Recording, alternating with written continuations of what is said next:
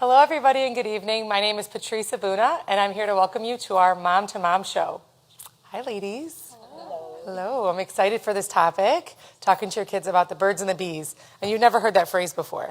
So do you want to translate for those that are watching what we're talking about today? Sure. So the birds and the bees is basically how to talk to your children about sex. Yeah, that's it. Yeah. So we're going to get right into it. So I'd like to start off by introducing our guests for this evening. So I'll just let you guys introduce yourselves. So we have Alison Thomas. So I'm Alison Thomas. I am a OBGYN resident, currently training at Beaumont Royal Oak. So it's a 4-year residency, and I'm halfway through, basically. Beautiful. And we have Napoli Beachnau. Yes, so I'm Napoli Beachnau. I'm a mama to a beautiful little girl who's going to be 1 in like 2 weeks, which is bizarre. I'm also a fertility care practitioner intern, so I work with women, teaching them the crate and model, and I'm so delighted to be here. Great. And we have Maysoun Seman. Hello, everyone. I'm Maysoun, and I am a mother of 4 grown children and a grandparent to 1. I've been a catechist for 20 years. I am currently a mentor for Franciscan University, where I mentor their catechists, and I'm also an artist. Beautiful. Nice. Well, thank you, ladies, so much for being with us. We're so excited to get into this topic. So I think as we were preparing, what we really wanted to start off with is kind of God's plan for sex. So I know that seems like kind of a little heavy way to start, but I think if us as parents are supposed to go in and talk to our parents, we first need to be equipped ourselves and know what we're teaching them, what we're going to be saying to them. So does anybody want to start off with kind of your perspective or like what you know to be God's plan for sex? Yeah, absolutely. I mean, we know, all parents seek the good of their children. And as soon as that baby comes, you're ready to give your life for them, for their best interest. And so obviously as they get older, it's really important, just as we help them with homework, help them from the time they're young to walk, feed them. We're called as parents to not just provide for them for their physical needs and their emotional needs. We're also called to, provide for them for their spiritual needs. Yeah. And so, it's the church teaches that not just the church. The natural order also shows that there's an order to sex, yes. And so obviously we're Catholic, so we're having a Catholic conversation. We know that God created man and woman in His image and likeness, and that there was a purpose for them, and that that a man and a woman in marriage, they represent the Trinity. And so from that love of a man and a woman comes a family and children. And so that's God's original plan. However, we know very well from the world that we live in that many people do not know Him. And some who know Him do not know what wonderful plans He has for them. Mm-hmm. And some who have heard of those plans do not believe them. Yeah.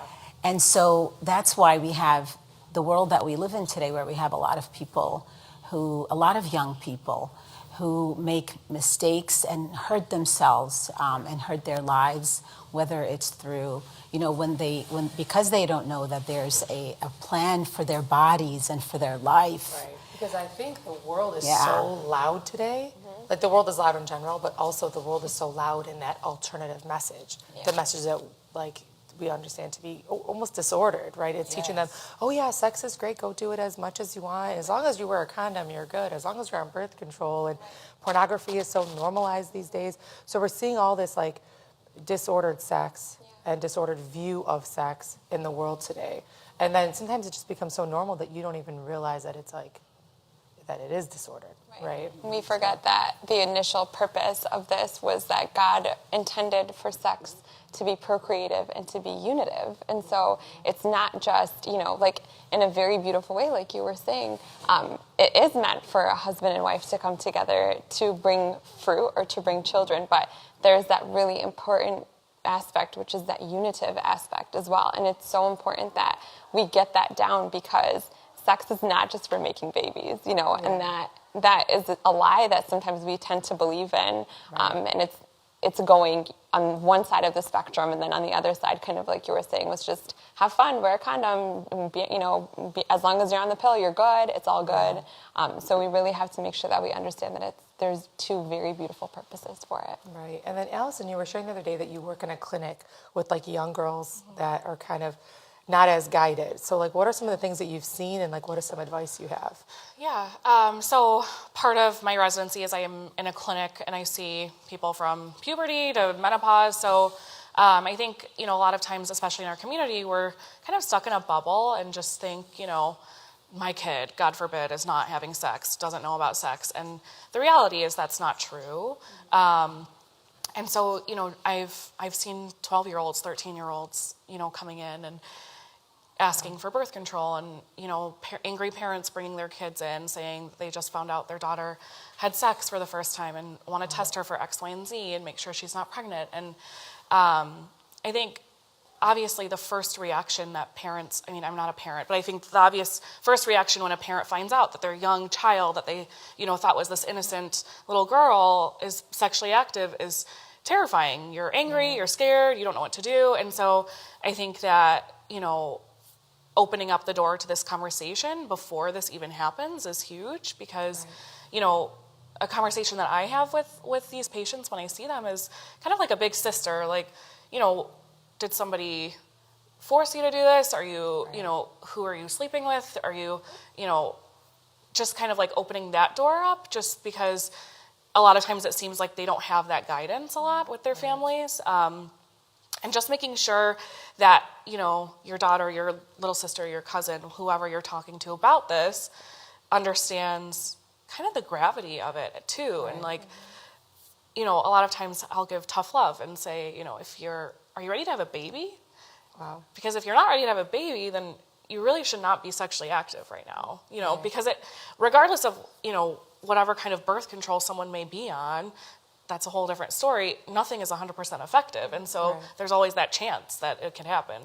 And so I feel like I just went down a rabbit hole of that. No, but I think one point we just wanted to make too is that only the girls too. I think the boys too, and I think that boys are given in society, but in our community especially too, are given a way bigger free pass. Yeah, it's like, well, that's just what boys do, and that's okay. And oh no, I don't want my girls to do that, but if my boy does it, it's okay and it's normal. Mm-hmm. But talking to your boys at a young age and like being like, well, why are you having sex? Yes. Like, are the boys doing it because their cousin, brother, uncle, someone told them that that's what boys do at this age. It's part of being a man, that kind of thing. Yeah, I think it's also due probably to the messages from the culture. Yeah. And so this is why, like, it's important to know, what are, as parents, we plan for our kids, which school they'll go to, what they're gonna, what we want them to become. We try to help them, decide who they're gonna get married, what kind of person. And so I think that they're getting these messages of what their value is and who they are from the culture. And so we have to realize as parents that there are messages that are being preached to our children, whether it's through music, whether it's through movies. Social media is huge. Whether it's through friends, maybe even cousins. And it doesn't mean that these people are bad. It just means that they also have believed what the culture says is their value, what makes them valuable and what makes them good. And the culture says that if you do A, B, C, and D according to the scale of the culture, then that means you're valuable. That means you're good. That means you belong, and that's what they search for. They search for belonging. They want to belong. A sense of community, for sure. I think, too, just to piggyback off of that, when we teach our children respect, whether it's a boy or a girl, it definitely should not be one-sided, but when we're teaching our children respect from a young age and for them to respect their bodies and to respect one another, it also is respecting nature, respecting the world, respecting your job, respecting your home. It's so much more than just us respecting our bodies. And I think that once we teach our children, to respect their bodies, to respect themselves, we're giving them a sense of worth. we're telling them how worthy they are, how beautiful they are, how strong they are, how, creative they are. And when we're telling them, when we're naming them as God would name them, and how we view them as their parents, then we're giving them that sense of confidence. And it's even like when we tell our daughters that it's so beautiful that they are emotional. It's a beautiful superpower that God has given them, that they're emotional or that they're nurturing, and that God has given you this because he wants you to bring good to the world. And that's part of your mission. And then to our sons, we tell them, like, you're so strong and you have such a creative sense to want to build or to play sports, to be athletic. Not that women cannot, but we tell them that you're given that gift to do something great in the world. So you have a duty to be protective of your family, of your community, of your friends. And that is our bodies, So when we're teaching them those things, and not even just directly about sex, then we're giving them that sense of worth, a mission. And everyone likes a mission because then it does give them a sense of purpose. So, and how many adults do we know that are looking for their purpose? Totally. Right? And as children, they have it. Absolutely. If we just teach it to them. So basically, it really narrows down to identity. If our children, so they're wanting to belong, right? Everyone wants to belong. Everyone wants to be accepted. Everyone wants to be known and appreciated. Everyone wants to be loved. And so that's really what they're seeking. So as parents, we have to ask ourselves, do our children know who they are? Do we know who they are, and do we know who we are? And so these things are due to identity. And so the world tells us, you're nothing, you're no one. In fact, we're in the season of Lent, right? And so the first temptation that the devil, tested Jesus with was his identity. He told him, if you are the Son of God, turn this rock into food, right? And so this is actually the same. It goes all the way back to Adam and Eve. And so it's always the identity that is being attacked. And so we as parents have to realize and recognize that we want good things for our children, but God has better plans for them. And so we have to root them in their identity, not as our children first, that they are first a child of God, that they were born for a purpose, and this purpose is tremendous and beautiful, and that there are some amazing plans that God has waiting for them. However, they need to know first, because if we know who we are, then we do not follow. We are not easily convinced. We are not easily,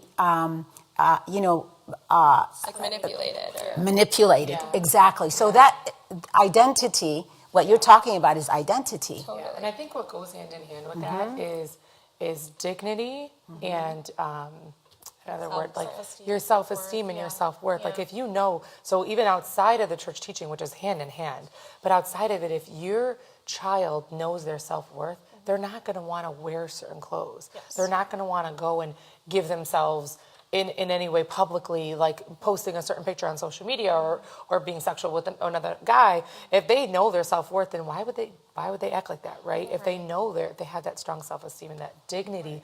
Like my dad never used to tell me not to wear something. He'd be like, I think you're better than that. Like he would say things like that because that's not who you are. And I'd be like, oh, and I'd go change, right? Like I don't know. He just had this way of saying it. But I want to interrupt real quick to say we need to share this on Facebook. We need to tag. I'm so bad at this, self-promo stuff. Comment, share, subscribe.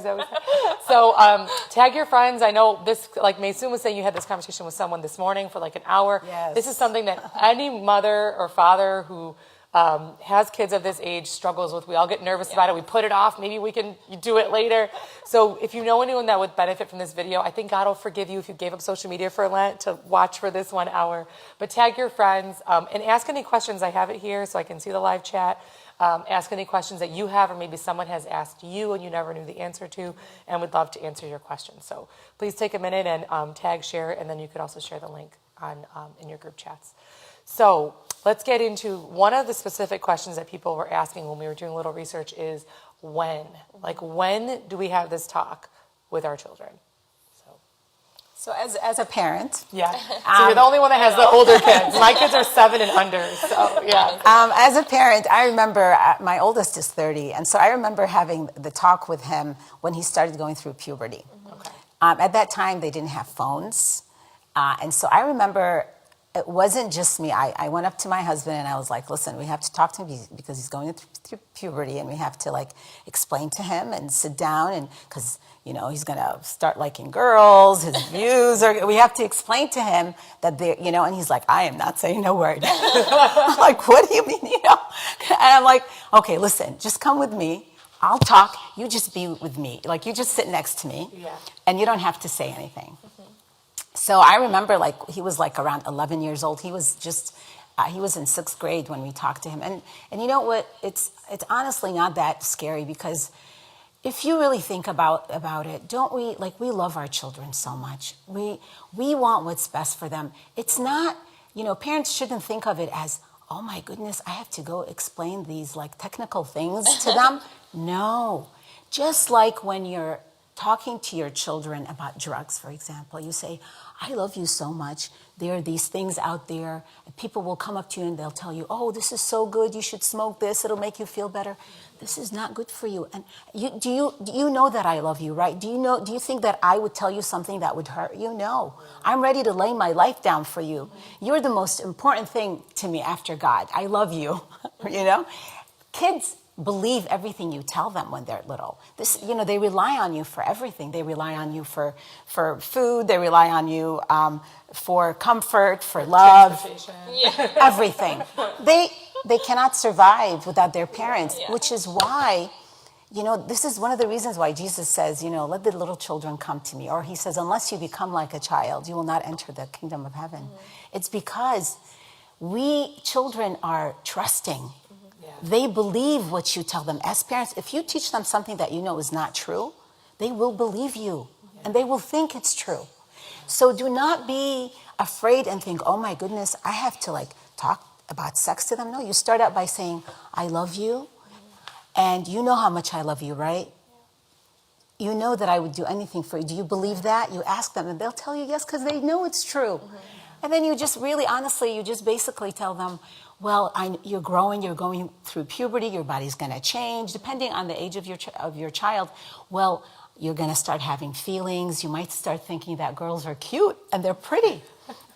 And you know what? You'll start maybe hearing your friends saying that, oh, now they have a girlfriend, or maybe on in movies, it'll, you'll hear and see all kinds of things, the culture, or maybe at school, they'll start talking about sex. You'll hear your friends talk about sex. And maybe they'll ask you if you should do it, or have you done it, or how come you don't have a girlfriend yet? And so basically, you just tell them, well, I want what's best for you. There's a plan that God has for you. Yeah. And sex is not a bad thing. It's a good thing. That's why God created it. It's a beautiful thing. It's just that people do not know that. And so they're looking to be loved. So honestly, it's just like explaining it in the way you understand it. Sure. You don't have to try and make it technical, just bio class. Yes, just from love. Yeah. Yeah. What are some of the specific things within the talk that you think are important to be covered? Go ahead. I think the biggest thing is just keeping that conversation open, and just, you don't need to have a specific outline, just kind of having in your mind what you want to offer to your child and the information that you want them to know, but also being there to see what questions they have about things, because honestly, by the time you are talking to your child about this, I'm sure they've probably heard several different things at school, from this, from that, from TikTok, from whatever, and it's probably already the wheels are turning in their mind and they have no idea what this or that means.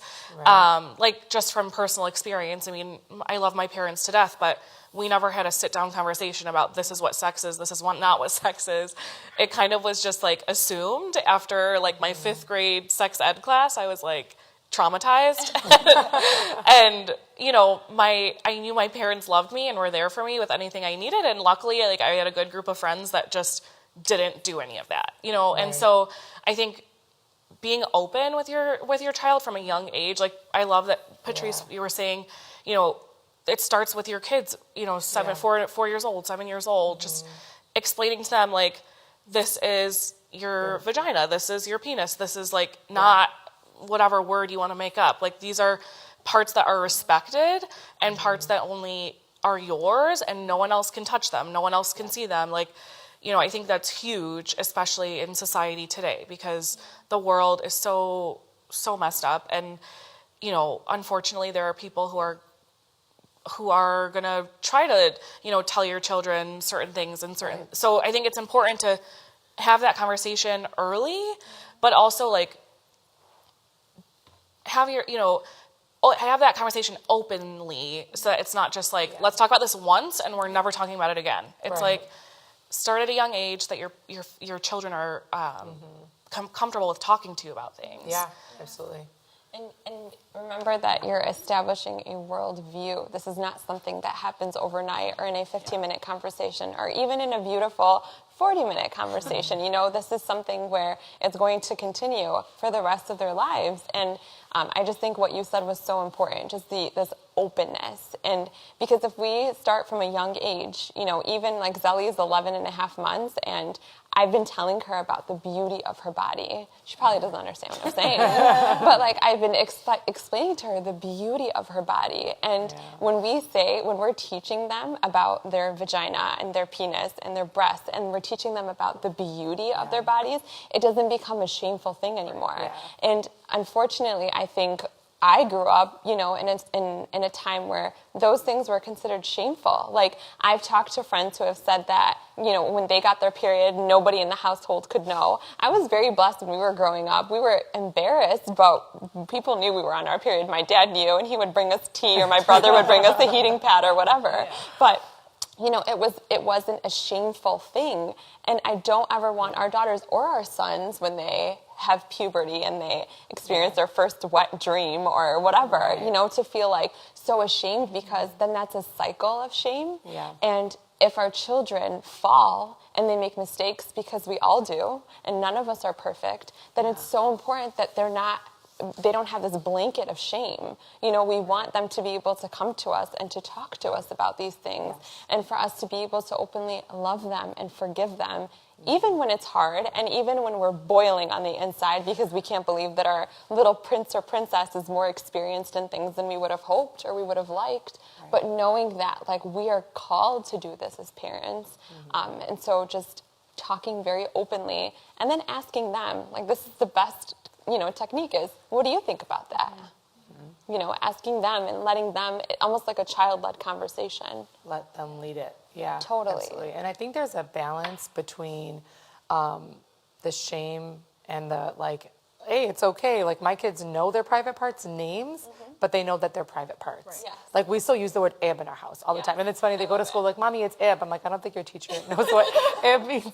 But, like, they know, like, pull your dress down or cross your legs, or, like, even the other day I was, like, we went shopping, and we were looking at a dress, and my daughter goes, Mommy, that's ab, you can't buy it. So I wasn't going to buy the dress. But, like, even if it's low cut, like, they know that, like, these parts are private and these parts are private. So, like, the balance of shame, because I think there is, like, that purity culture, and I think our community sometimes is big on that. Like, we don't talk about sex, and then, and it's just, sex is such a bad thing. And then there's the extreme where I think sometimes society is going the other way, where, but sex is fine, and as long as, it's fine, as long as you love the person, there's no big deal, and just kind of getting some experience before you get married, that kind of stuff. So finding that balance between the two.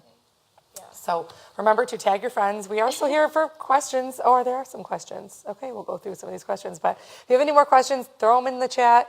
I'll read them out loud, and we're here for a little bit longer. And then tag your friends and share. So someone says, love you, Maysoun. Unfortunately, not every mother thinks like you, but we love you.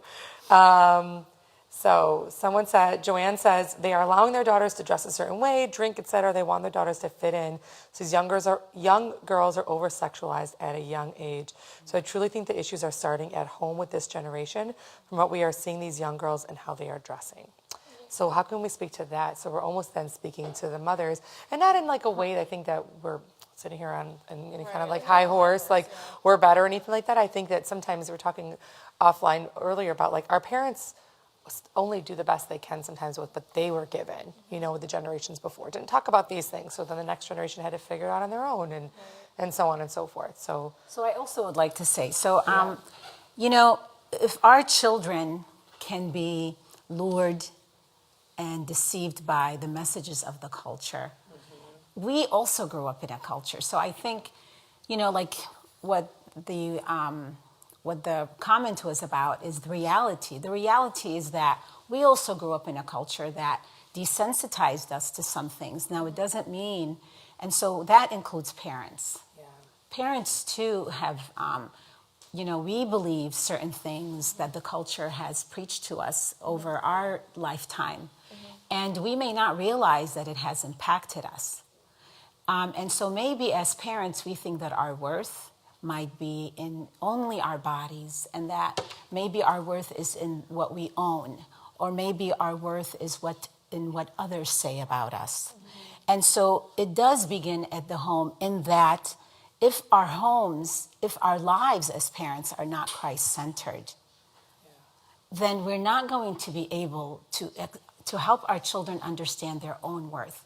Because, and so it is important that parents develop that relationship with God the Father, because just as they want their child to listen to them, just as they have good plans and good intentions for their child, just as they want to protect their child, so does God want to do that for us as his children. And so if we do not have that relationship with the Lord, it'll be hard to convince our children. Why should they listen to our reasoning?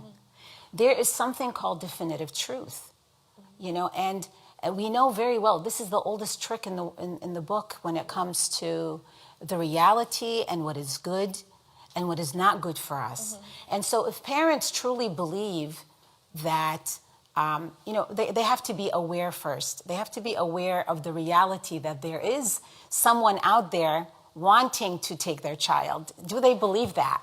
Do they believe that that their child is loved and known better than they love them and known? Do they believe that about themselves? And that's I think more so that's where it starts. And so if we believe that as parents, so like, I remember my son as an 11-year-old, he was exposed to pornography at a friend's home. However, because I had that talk with him, the mom called me, and it was a bunch of boys. And it was my son who went and told the mom what they were watching. Okay, but why did he believe me? Because he knows I love him. I know he loves me. And so, the culture preaches a lot of things that says, like I said, about identity and our worth and what it looks like to be loved. And if we are, as parents, do not have that relationship with God, it's going to be hard for us to convince our children to listen to us if we ourselves do not hear the words of God. Because what does God say? He says, I knew you before I formed you in the womb. I knew you. You are mine. Each of us, before we belong to our parents, belong to God the Father. Each of us. And it's the same with our children. So I know parents, all parents, regardless of their relationship, of their spiritual journey, of their spiritual life, regardless of where it is, I have no doubt that all of them will lay their life down for their child. Yeah. And so, and with that said, there are lots of messages. Why would kids listen to you? Why? If you have to reason with them at the same time, there has to be something greater than ourselves. What mission do they have? How can we tell them we have a mission if we ourselves don't believe it? And so I think it's crucial that as parents we grow in our own relationship with God the Father. And I will tell you, it will flow out naturally. It will flow out naturally because the parent-child relationship is crucial to all the other relationships that our children will have. I think there's just a fine line too between, like, especially in this current society of, you know, your child wants to fit in and you want your child to fit in too, because who wants their child to be an outcast? And so, you know, you don't want them to be the nerdy kid who no one talks to or, you know, is wearing, like, looks Amish, but you also don't want your kid, you know, wearing crop tops to church. Like, there's just like a fine in between. And I think it all comes down to like teaching self-respect and teaching and like embracing self-esteem in your children at a young age, because then they're not seeking validation of like, the Kardashians are wearing this today, so I'm going to go buy those jeans, or, you know, my friend told me to start taking birth control, or my friend blah, blah, blah. Like, I think a lot of it starts with just having these difficult conversations early and also not being judgmental, because a lot of times, I mean, if your child comes home and says, oh, you know, I need to go to the doctor and get X, Y, and Z, or blah, blah, blah, and you just start freaking out saying, like, how do you even know about all of this stuff? And kind of tune them out and say, like, you shouldn't even be thinking about this, then your child is going to seek that elsewhere. So I think, like, being non-judgmental, as hard as it is, and hearing them out is huge. And I think kind of encouraging their self-worth and their beauty is just, like, there's nothing that can compare to that. Because then they're not looking on TikTok to see, you know, this is what the cool kids are wearing, this is whatever, this is what I should be doing, I should have a boyfriend by now, I should blah, blah, blah. And they're more confident in themselves and okay with the way their life is going, and they feel secure in that, and they feel secure in their relationship with their family, with their friends, with whatever. And they're not looking for outward validation of like, so now I'm in high school, I need to have a boyfriend, I need to have sex, I need to blah, blah, blah. And it's more like, I need to just focus on myself and get to where I need to go, and I know that my family is there to support me, even if I do make mistakes, and even if I do whatever. I know, like, having that. Yes, exactly. Yeah. Totally. That parent-child relationship is really important. So, like, spending time with your children, like quality time. Yeah. Doing things like that they enjoy, even though you may not enjoy them. Having that just one-on-one time with them and talking about things as you start to show more interest and truly hear and truly listen to things that maybe you'd be like, oh yeah, as they're talking to you, and they know when you're not listening. And so when you're able to nurture that aspect of your relationship, when they know that you give them your attention and you're there present in the things that are not important to you, okay, not in the things you want to hear about. Right. Then what you're doing is you're actually you're helping to grow that trust and that reliance that they can come to you. And it is always good to say, no matter what happens, I love you. We all, if you ever make a mistake, I don't want you to ever be afraid to come talk to me and tell me, because I will always want what's best for you. I may not be happy about it, I may not cheer for it, but I will always be there to help you, to love you, to protect you, to guide you. And so don't ever believe what others tell you about not coming and being open with me. And I think, you know, openness also is about like reaction. We have to be, as parents, we cannot be reactionary, especially in our facial gestures. Sometimes we may not need to say one word, It's just a and look. they know. It's a look. And you can say a whole lot with just your look. And so I think as parents, we need to be very conscientious, because, you know, based on some of what the middle school and high school leaders have shared, these kids, they just want to be loved. They want to, they want to know that they're valuable. They want to know that they're beautiful. Give your kids more hugs. Tell them more often how loved they are. And I don't mean just like, oh, I love you. No. I mean, hold them tight. Oh, my microphone. I mean, like, really hold them and squeeze them and tell them, you are such a gift to me. And look and hold their faces in your hands. And like really look at them. Really look at them and tell them how beautiful they are. And as your kids get a little older, you could do there's the 5 love languages. A lot of people know about that. There's the 5 love languages for children. Yes. And I know for sure my 7-year-old is like physical touch all day. Like, she comes up to me, Mommy, you didn't hug me today. I'm like, okay, sorry. She's like, no, like a real hug. I'm like, okay, like chill. Like, or the other one just wants to tell you stories again about stuff you don't really care about, but you just gotta like listen to them. But I think that's important. I think these things, even the reactionary thing, as you're saying it, I'm like, because it's like even at a young age, I think these are things that we can we can practice with our children when they're like, the other day I felt really bad, but there was like a big pile of greasy food and she dropped it all over the couch, and I was like, and I didn't react like that. It was definitely not that. And I was like, I felt bad, and I apologized later. I'm sorry for, getting upset with you, honey, but it carries into their older ages too. Yes, they're going to come home and they're going to mess up. We all mess up. We're adults and we still mess up. And just kind of trying to like temper it as parents. So we do have a couple questions in here. So Pilar wants to know, okay, so first of all, Eileen said, amen to removing the blanket of shame, Napoli. And then Pilar said, do you recommend a specific age to start the talk if the child doesn't bring it up on their own? So we kind of touched on this earlier in the show, but do we want to kind of give an answer to that? I don't know if this is what we were referring to, so please feel free to interrupt. But we were just saying too, like, I think in the public schools, I went to public school, they usually hit it at about like 5th grade. So I really think that no later than 5th grade, even 4th grade would be a good opportunity to just talk about it. And I think sometimes a very natural lead into it is just as we're preparing our children for puberty, just having a very natural conversation about the different changes that their body is undergoing and how these are beautiful changes and sometimes they're not very comfortable, but like just having this honest conversation and almost like hyping them up for it. This is so beautiful because you're entering into a different stage of your life and, and expressing that joy. So it's not something that's shameful.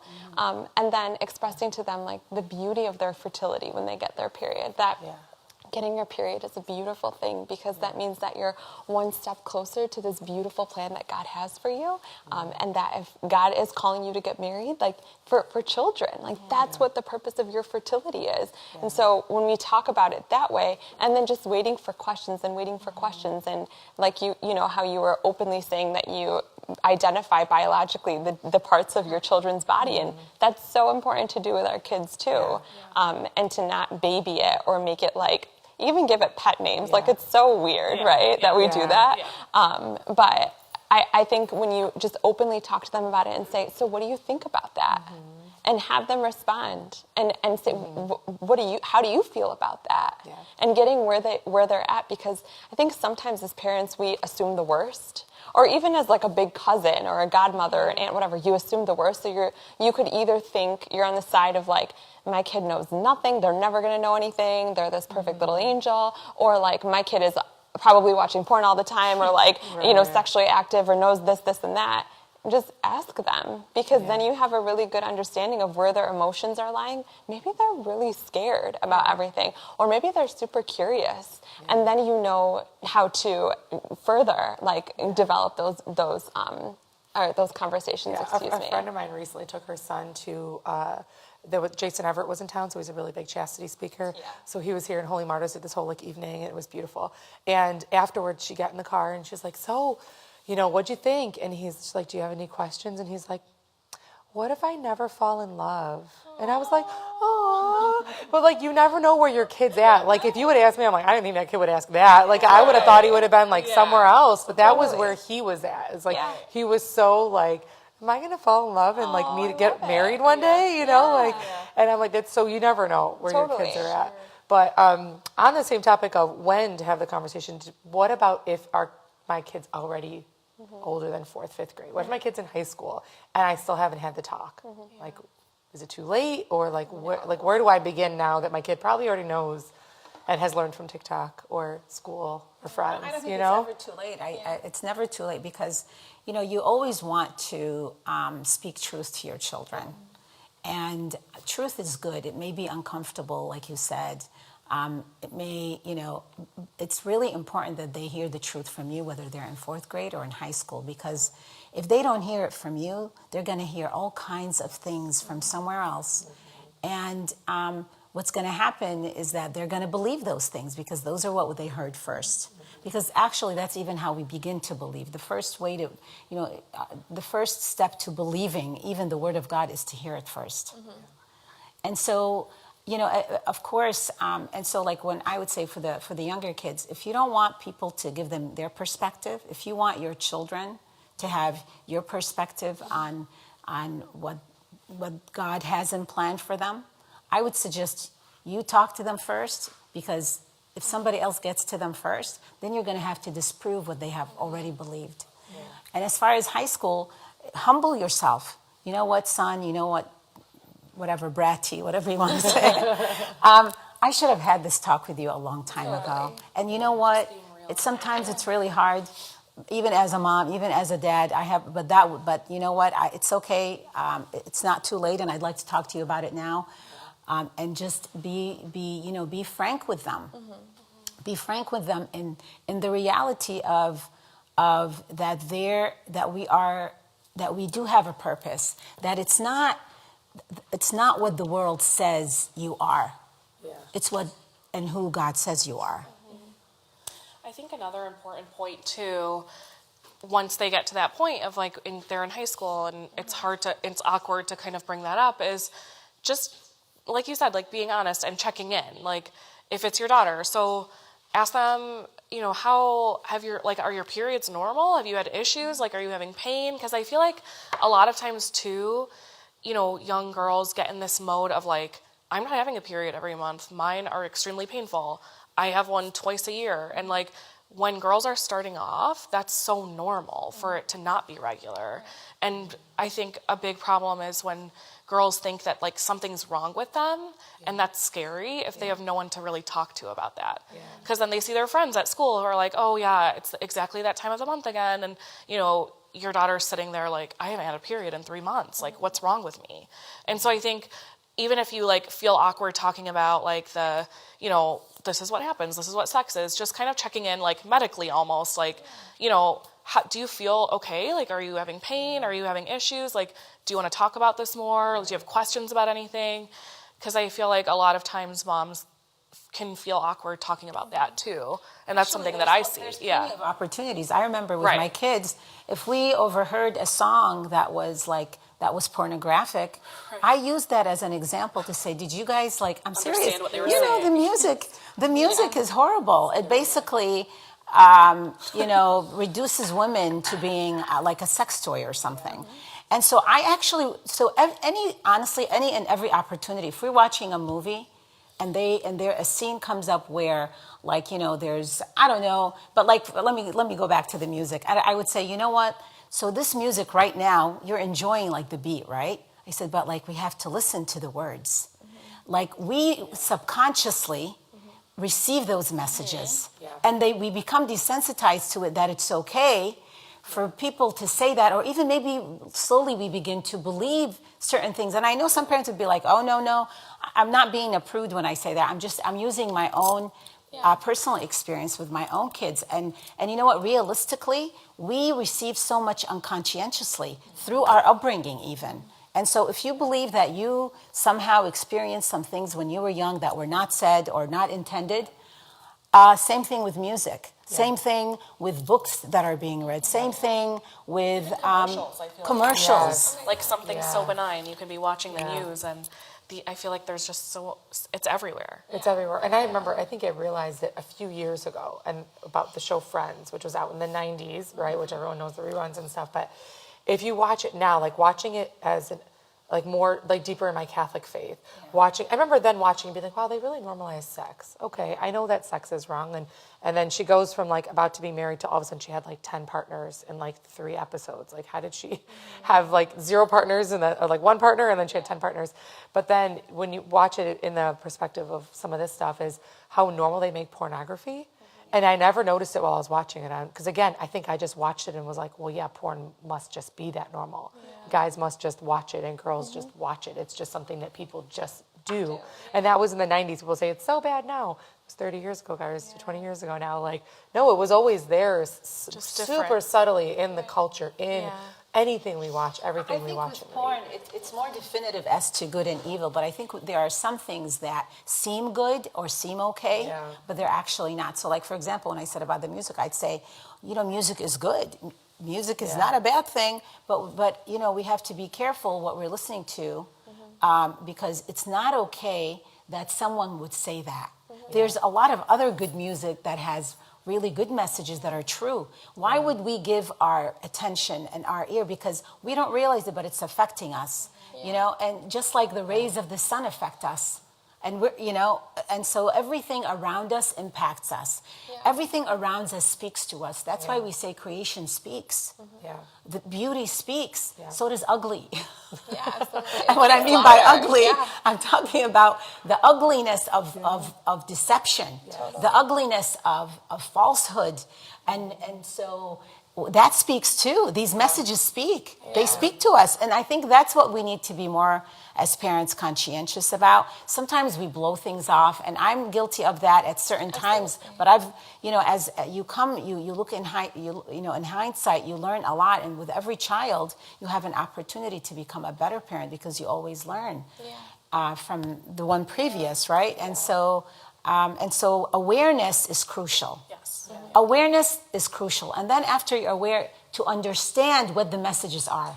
What are these messages that my children are hearing? And how do I combat them at home? Because if they're hearing them and I just dismiss them and say, well, that's not how we are at home, I'm sorry.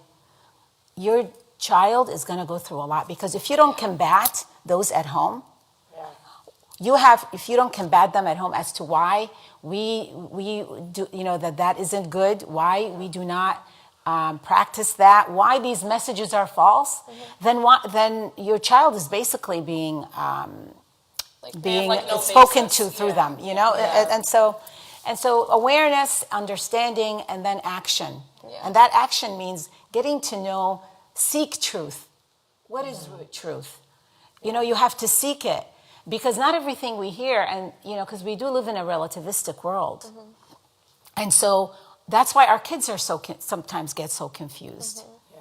And so we as parents have to be more rooted in what truth is. And truth is a person. Truth is Jesus Christ. And so if we're rooted, if we're rooted in truth, if we are rooted in God and in God's word, because, even Pilate was like, what is truth? Right? And so, and we naturally seek it. That's why we ask so many questions. But we have to know that there is a definitive truth. Otherwise, we can just get pulled by all kinds of things that we think are truth. And then your truth is different than my truth is different than her truth, and then what? Right? But even more so as parents, though. As parents, we are entrusted with these children. These are not our children. They belong to the King of Kings, and they were meant for greatness, and we have to help them on that path. And we need to remember too, we do not expect parents to be perfect. I mean, I've been a parent for less than 1 year, and I'm like, this is seriously one of probably the hardest thing I've ever done in my life, and it's very easy. I just want to say it's very easy for me to have this conversation with you too. I mean, I pray every day for the strength to be able to be a good mother, especially as Zelly grows up. But I think it's so important too, if you feel as a parent, you're watching this and you're like, well, dang, I never had that proper faith formation. I don't know what I'm doing. My child is in their late teens or college or whatever it is never too late. And just being real about the fact that you desire a relationship with the Lord, He is going to honor that. And being real with your kids about that too, and making it like a family thing together, I felt like when you were talking, I was just thinking about as children, or the children of the world today, they're like these beautiful fountains, right? And the world tends to throw gum wrappers in there, throw a little bit of dirt or some rocks. And as parents, we want to shield them from all of that. So our initial reaction is well, let's just put a wall around them so that nothing gets into it. But at the same time, if nothing gets into it, then our children either do two things. They rebel and they go crazy and just experience everything, and then it's this huge cycle of shame, or kind of like how we were sharing earlier, this super Puritan mindset of then sex equals bad, even love, it can just be so shameful. I don't want to do that. And so as parents, it's important that if a gum wrapper gets into the fountain, that all we do is we pick it up and we fill it up with more water. And we fill it up with these positive affirmations, and we teach them how beautiful they are. We teach them how strong, how courageous they are. And as parents, part of the sex talk is for them to understand that the sex talk is not just about sex. When we talk about sexuality, I think our world limits it to your orientation or your interest. But that's not what it is. Your sexuality is literally your spiritual DNA. It is the core of who you are. It's your interests, it's your talents, it's exactly who God is calling you to be and what you're going to bring to the world. And so it's so important that when we are talking to our children that we're lifting them up, but figure out what their talents are, and kind of how you were saying, like, grow with them and do some of these talents with them. Give them a purpose so that they know that this world teaches them that your purpose is just as beautiful as your body is or what you can give. But your purpose is so much greater. Let's do it together. Let's figure it out together. You know, I think our kids would be really, really empowered by that. I agree. I think so too.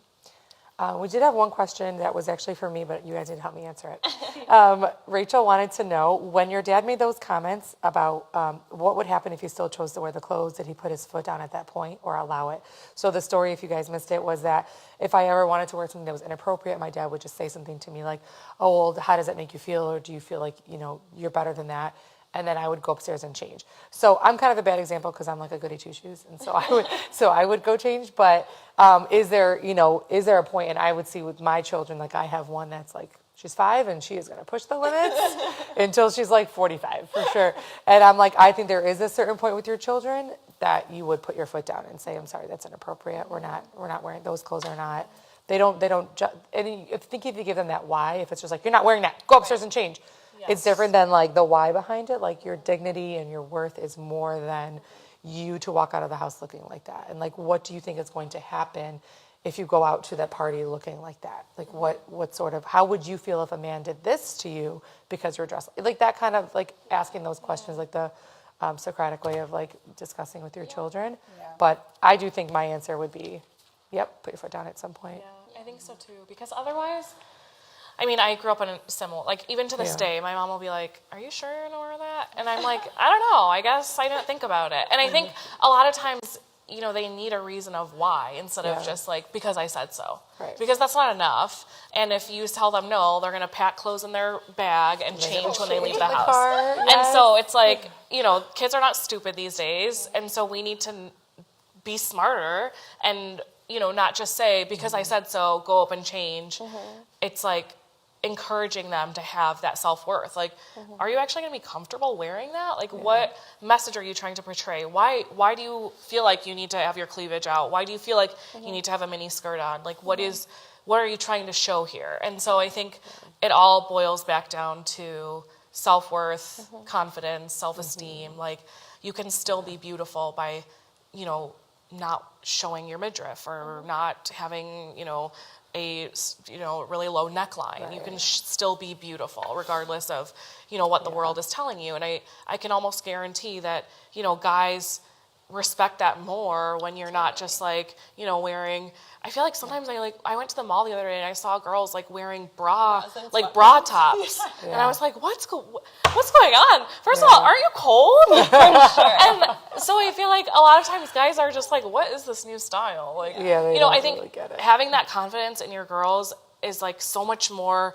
powerful to guys because they'll be like, wow, like that person actually has respect for themselves instead of just wearing whatever X, Y, and Z is wearing and they're going to treat you the way that you represent yourself. Yourself. Yeah, totally. They really are. Or it could be the other way where, you know, where a guy or a girl might feel excluded from their circle of friends if they do not, you know, have that phone, if they do not dress a certain way. And so I think it's always good to be real with our kids. So to tell them, listen, your bodies are temples of the Holy Spirit. Your body, God created your body as a temple. When you were baptized, the Holy Spirit dwells there. Yes. And so your bodies are sacred. That's why we don't just treat them as if they're nothing. Right. You know, we're careful about, you know, we're careful what we put in them. We want to represent who we truly are. And so the reality is that, you might lose some friends. You might not be invited. You have to be real with your kids too. But what you tell them is that, you know what though? Do you want to belong at any cost? At the cost of your worth?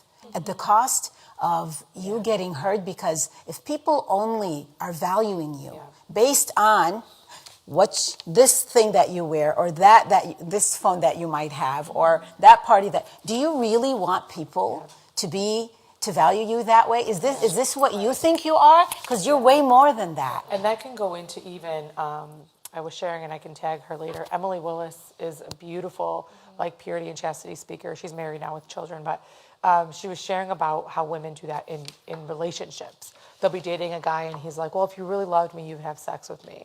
And if you really loved me, then you would do this or that. And they'll pressure them that way. And if you don't know your dignity and worth as a person before that, then not only the parties and the dressing, you'll go to that length of like, well, I must do this, otherwise he's going to leave me. Well, no, if the man really loved you, if the guy really, really loved you, he wouldn't be pressuring you to do something you're not comfortable with. So Yeah, your worth is not in what the words that others say. No. Your words are your worth is in the words of the Lord. Yeah. That's where your worth is, in those words. Believe those words. Yeah. Don't believe the words of others that Right. say, in order for you to be valuable, in order for you to be important to me, or in order for you to love, you have to meet this criteria right here. God loves us as we are. He does. I think that is a huge thing. I mean, not just today, but I guess we're just more conscious of it is when people are in relationships. And I think we often, expect the girl to be in control and say no.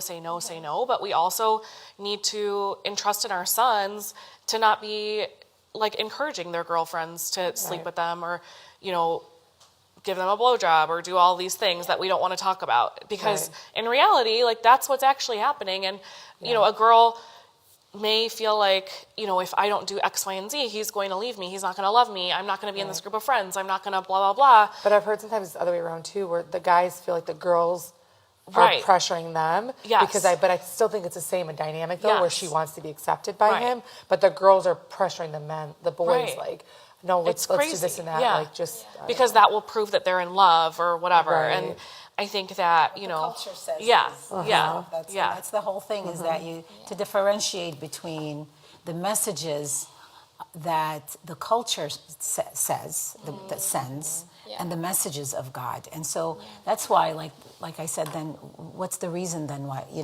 then we have no ground if we do not declare truth and goodness. Yeah. And so really, because that's how they get confused. And so we have to really ground them in the Word of God, and we can. And I'm not saying go read the Bible with them every night. That's not what I'm saying. Reiterate the promises of God for them, God's plans for them, their goodness, their, like you said, their gifts. Spend time with them. All these things that we talked about. Listening to them, and not belittling them or shaming them when they make any kind of mistakes. I don't mean just like sexual activity. I mean in any type of, mistakes. Always uplift them. Always reminding them of their goodness and their worth. And all these things make a tremendous difference in how they end up coming to you or not, talking to you or not. Message too. Yeah, It's like, absolutely. don't be judgmental. Nobody's perfect. And it's okay if you still have not had this conversation before. Like it's never too late to develop that relationship with your child. Yeah. I do just want to read a couple of the comments. So Paulette said, I do agree about loving them and spending time with them. I think we were talking about that earlier. I have teenagers, and that's what I have experienced the most is give them attention. This is extremely important. Great job, ladies, on this topic. And then Fanar said, I've always taught my girls modest dress at a very young age, like 3-ish. Now that they're older, only like 10-ish. The conversation is not difficult since the foundation is already laid. I don't get a lot of pushback. Pray that it stays like that in the teen years. And that's the same. Like my daughter, I mean, at like 5 or 6, she has curves. Like she's got a little, So I'm like, okay, we don't wear leggings anymore. And so she gets all upset. But now she's kind of gotten over it because I'm like, no, we don't wear leggings anymore. You're 6, or she's almost 7. And so, but then I was wearing leggings once to the gym. She goes, how come you're allowed to wear leggings? And I was like, well, I'm only going to work out. And then I was like, well, I don't know. She's kind of right. Because I don't wear leggings as pants. I know most of the world does. I don't wear leggings as pants, and that's like one of my things. But like even at a really young age, I think it does become, again, like I told you, I went shopping and they're like, Mom, that's Ib. You can't wear that. I love it. think that's so awesome. funny. By example. Totally. Leading by example is huge. And also, don't make it like, I say this too, so I love that you use the word Amish, because it doesn't need to be that, like, if you're modest and you respect yourself, then you look like a gremlin. You know, like, we don't want that either, because there is a very real attraction and beauty to women who do respect themselves. And shout out to my brothers, like, there is a huge sense of attractiveness when a guy can really hold his own and have that confidence and respect women too. So I know we've been saying girl because we're women, but like, I really want to challenge us as parents and men and husbands to really step up too, and to have those conversations with your children.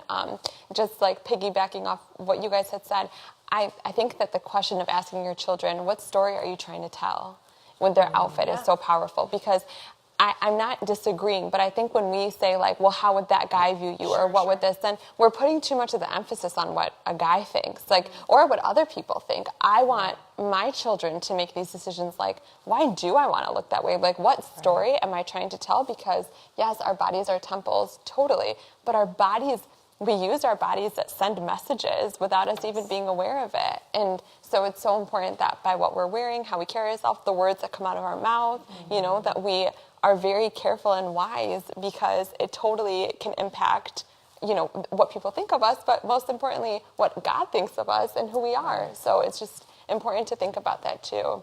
Absolutely. And maybe challenging, like, our high school, our older ones, like, what story are you trying to tell with that outfit? Yeah. You know? So we have only a couple minutes left, ladies. Or any last thoughts, any last things that you wanted to share with our viewers before we kind of wrap up? I don't know. Okay. Yeah, I would say there's one thing, just to give a little bit of an analogy. You know, in our Chaldean community, one of the things that, you know, when we see each other and we don't know someone, one of the things that we ask is, who's your mom and dad? What did many was, right? And I just want to reiterate how crucial it is. You know, if someone does not know their last name, they're lost. They really don't know which way to go. They'll probably still come to recognize some of their talents, some of their gifts. They'll probably still be able to roam through life, but they're never going to receive and live out fully and completely the goodness that was intended for them. So when I say root your children in their true identity, that they are a child of God, that their worth is not in their looks, it's not in their accomplishments, it's not in their friends, it's not in what they wear, it's not in what they have, how many parties they go. And that is very, very important for them. And that is what builds self-worth and self-esteem. So yeah, imagine if someone asked you, who's your mom and dad, and you had no clue. Seriously, who are you? You're just going to get blown by every which wind that comes and goes. I think kind of going off of that too is there's a temptation to compare too, and so I think try not to say, you know, Patrice's daughters listen to their mom, why don't you listen to me? Like, I think that's a big issue, because then, you know, your child is always wondering, like, wait, like, I'm never going to be good enough. They're always going to compare me to X, Y, and Z. And sometimes it's kind of funny because, like, you know, I have family who will say this, like, oh, their parents are amazing. Like, what do you mean their kid does this? And so I think just, like, that's a problem in our community, is just always comparing and contrasting. And I think just if that conversation does happen, just, like, refocusing and saying, like, let's talk about, you know, why you're doing this. Or if they have done something, when they have done something that's disappointing to you as a parent, again, don't shut them off, and don't let them think that there's no coming back from this. You know, if your child has had sex, if your child has done whatever, you know, it's not the end of the world. It's kind of what they do from that point of, you know, how are you going to come back and develop that relationship with your parent or with your child or with your whatever, and what you're going to do with that information, I guess. Yeah. I think you're good. No, I was just going to say that if we could maybe add some resources for parents. There are a lot of incredible resources for parents who feel like they have absolutely no idea what to do or anything like that. There are really great books that you can read or share with your children at a young age. For some of our parents who maybe are a little more or have teenagers or older children. There's a lot of actually amazing speakers, kind of a few that you had mentioned, who are actually the women are beautiful, the guys are handsome, they're very down to earth. They don't it's not like have sex and you die, kind of conversation. So cool. Very beautiful. And even maybe just by starting, like you and your husband have a cup of coffee, wine, tequila, whatever your thing is, watch a video, and then you guys discuss it together to see then how you want to watch it or discuss it with your teens, But we can probably add some of those in the show notes if we'll that's definitely okay. add some comments. We'll add resources for a few books I have from you and from other people. Great. And then also the Chastity Project is an amazing resource with all those Catholic speakers, chastity speakers. Again, super relatable, super fun. Yeah. One thing we didn't really touch too much on, a friend had recommended parental limits on pornography. So because pornography back in the day was like magazines under the bed, and now it's like everywhere and all the time, is like putting parental limits and age limits on everything, because kids are exposed at a lot younger age than you might think. Like you said, your son was 11, and that was 20 years ago. Yeah, no doubt. So if it's your really, son really or young age. daughter has a phone, at some point they've been exposed. So, and then don't give them that temptation. Say, oh, well, I trust them. No. What do you mean? Adults don't trust themselves. No. Adults are addicted to pornography. How can you trust a child? So putting the pornography limits on that. And then the other question I had for my friend was, what if your spouse won't have the talk with you? Like, what if you can just do everything you can? I'm like, what if he just refuses? Then that's okay. But I think the conversation still is important. It would be more impactful if it was husband and wife. Even if the husband, like you said, doesn't talk and just kind of sits there as supportive, it's so much more. It's not like the husband talks to the boy, the mom talks to, the girl. It should be both together for both. And it's not going to be that one time. Yeah. You should take every opportunity to address anything that you see that is not good for them, that is not good, that is not true. Yeah. And every opportunity, whether it's cousins making mistakes, whether it's a movie you're watching, whether it's a book that they might be reading, something they even discussed at school or something they noticed at school. These are all teaching opportunities, to be honest. Don't shy away from those things. You work so hard, we work so hard as parents. And just think about your own life. When you were a teen, weren't there things that you wished someone had talked to you about?